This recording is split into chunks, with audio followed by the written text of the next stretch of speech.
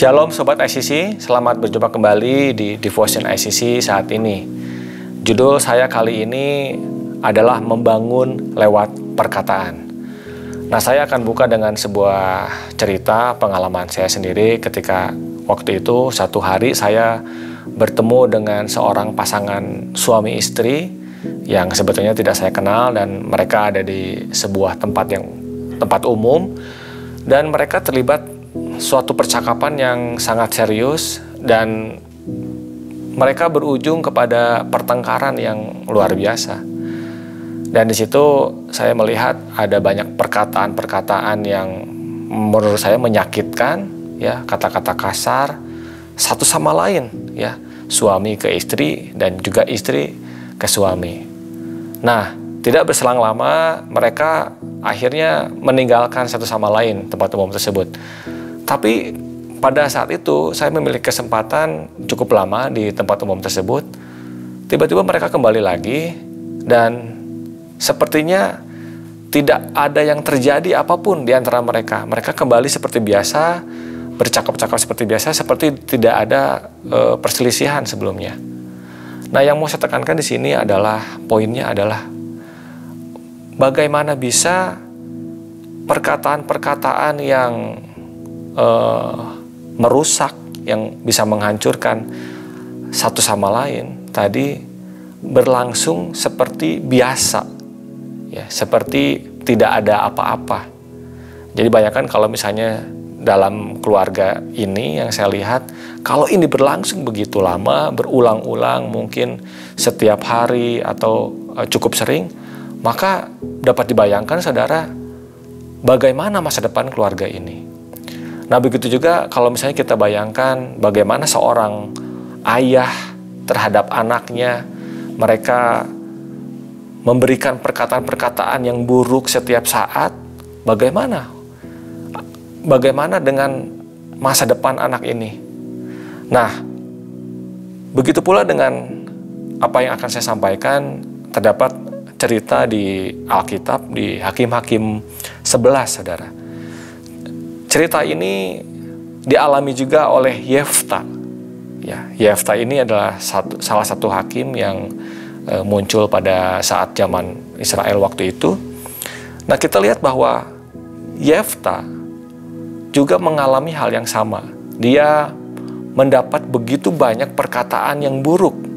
Ya, kita akan baca di Hakim-Hakim 11 ayat 1 sampai 3. Adapun Yefta orang Gilead itu adalah seorang pahlawan yang gagah perkasa, tetapi ia anak seorang perempuan sundal. Ayah Yefta ialah Gilead, juga istri Gilead melahirkan anak-anak lelaki baginya. Setelah besar anak-anak istrinya ini, maka mereka mengusir Yefta. Katanya kepadanya, "Engkau tidak mendapat milik pusaka dalam keluarga kami, sebab engkau anak dari perempuan lain." Maka larilah Yefta dari saudara-saudaranya itu dan diam di tanah Top. Di sana berkumpullah kepadanya petualang-petualang yang pergi merampok bersama-sama dengan dia. Kita lihat bahwa Yefta lahir memang dari istri yang bukan yang sah, ya, dari istri ayahnya. Dan dia mendapat perkataan-perkataan yang buruk. Dan saya percaya ketika waktu itu Yefta tidak mengalami hanya sekali, tetapi berulang-ulang kali dari saudara-saudaranya.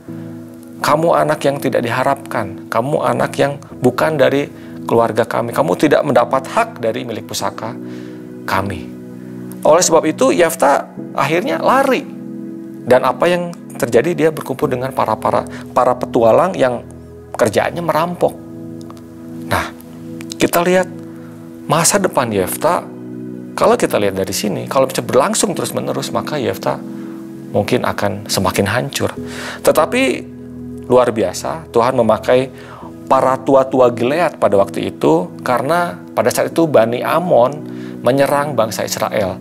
Dan orang-orang di sana berpikir bahwa sepertinya Yefta lah yang sanggup memimpin mereka untuk melawan Bani Amon. Dan dikatakan di Hakim-Hakim 11 ayat 8, kemudian berkatalah para tua-tua Gilead kepada Yefta, "Memang kami datang kembali sekarang kepadamu. Ikutlah kami dan berperanglah melawan Bani Amon, maka engkau akan menjadi kepala atas kami, atas seluruh penduduk Gilead."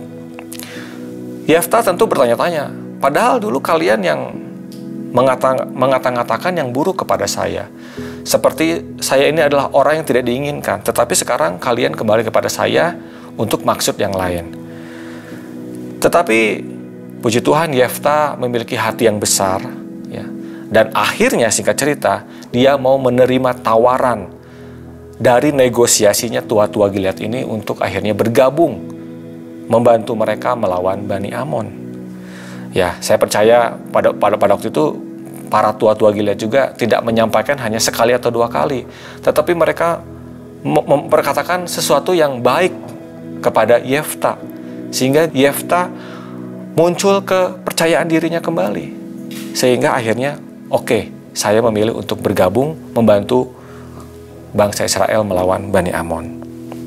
Dan kita lihat di Hakim-Hakim 11 ayat 11, maka Yefta ikut dengan para tua-tua Gilead, lalu bangsa itu mengangkat dia menjadi kepala dan panglima mereka. Tetapi Yefta membawa seluruh perkaranya itu ke hadapan Tuhan di Mizpah. Dan kita tahu bahwa Yefta akhirnya mampu memimpin bangsa Israel untuk melawan Bani Amon dan memberikan kemenangan. Dan tentunya Yefta tetap ada di dalam penyertaan Tuhan. Dan Yefta adalah salah satu saksi iman yang kalau kita bisa lihat di Ibrani 11, Yefta adalah seorang pahlawan iman, saksi-saksi iman. Jadi luar biasa bahwa perkataan dapat mengubah kehidupan seseorang menjadi lebih baik. Bahkan menjadi memiliki masa depan yang berubah. Betapa penting perkataan ini untuk bisa membangun kehidupan seseorang, saudara. Seperti halnya Tuhan sendiri, Dia adalah pribadi yang menciptakan segala isi bumi ini dengan firman-Nya, dengan perkataannya. Dan kita sebagai gambar dan rupa Allah memiliki kuasa yang sama di dalam perkataan ini. Dikatakan di Kejadian 1 ayat 27, maka Allah menciptakan manusia itu menurut gambarnya. Menurut gambar Allah diciptakannya dia, laki-laki dan perempuan diciptakannya mereka. Jadi melalui firman yang sama Tuhan menciptakan, demikian pula kita dapat memakai perkataan kita, karena perkataan kita memiliki kuasa untuk mengubah kehidupan, untuk membangun kehidupan, baik itu diri sendiri ataupun orang lain. Maka mari kita penuhi mulut kita dengan perkataan-perkataan yang membangun, ya, bukan untuk meruntuhkan. Karena kita percaya bahwa setiap perkataan yang keluar dari mulut kita penuh kuasa. Ada sebuah perkataan yang mengatakan bahwa one kind word can change someone's entire day. Mungkin perkataan pujian kita terhadap seseorang dapat mengubah hari orang tersebut sepanjang hari. Jadi betapa powerfulnya perkataan ini. Ya.